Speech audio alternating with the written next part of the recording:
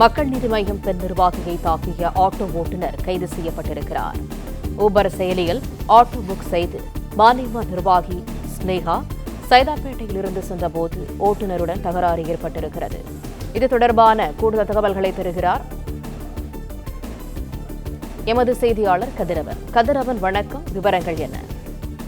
மக்கள் நீதி மய்யம் கட்சியில் மாநில மகளிர் அணி செயலாளராக இருப்பவர் ஸ்னேகா மோகன்தாஸ். இவருக்கும் ஆட்டோ ஓட்டுநர் பிரசாத் என்பவருக்கும் தகராறு ஏற்பட்டு இருவரும் மாறி மாறி தாக்கிக் கொள்வது போன்ற வீடியோ காட்சிகள் வெளியானது.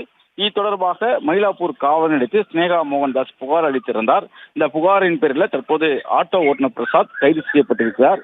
பெண் வன்கொடுமை தடுப்புச் சட்டம், ஆபாசமாக பேசுதல், தாக்குதல் உள்ளிட்ட பிரிவின் கீழே வழக்கு பதிவு செய்து அவரை கைது செய்து தற்போது மருத்துவ பரிசோதனைக்காக போலீசார் அழைத்து சென்றிருக்கிறார்கள்.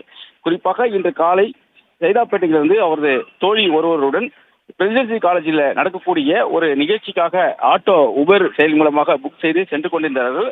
அப்போது ஆட்டோ ஓட்டுநர் மேப்பை ஆஃப் செய்துவிட்டு ஆட்டோவை தாறுமாறாக ஓட்டியதாகவும் பள்ளத்தில் இறக்கி ஏற்றியதாகவும் இது தொடர்பாக ஆட்டோ ஓட்டுநர் கேட்டபோது இரு தரப்பினருக்கும் தகராறு ஏற்பட்டு சாந்தம் அருகே ஆட்டோவை நிறுத்திவிட்டு அந்த ஆட்டோ ஓட்டுநர் பிரசாத் என்பவர் ஸ்னேகா மோகன்தாஸ் மற்றும் வடமாநில பெண்ணாக இருக்கக்கூடிய அவர் தோழியிடமும் ஆபாசமாக பேசியும் மிரட்டியதாகவும் கூறப்படுகிறது. அப்பொழுது ஆட்டோ சாவியை எடுக்க சென்ற போது ஸ்னேகா மோகன்தாஸை ஆட்டோ ஓட்டுநர் அடித்ததாகவும் திருப்பி ஸ்னேகா மோகன்தாஸும் அந்த ஆட்டோ ஓட்டுநரை எட்டி உதைத்தும் கைகளால் தாக்கியும் செருப்பால் தாக்கி இருந்தார்.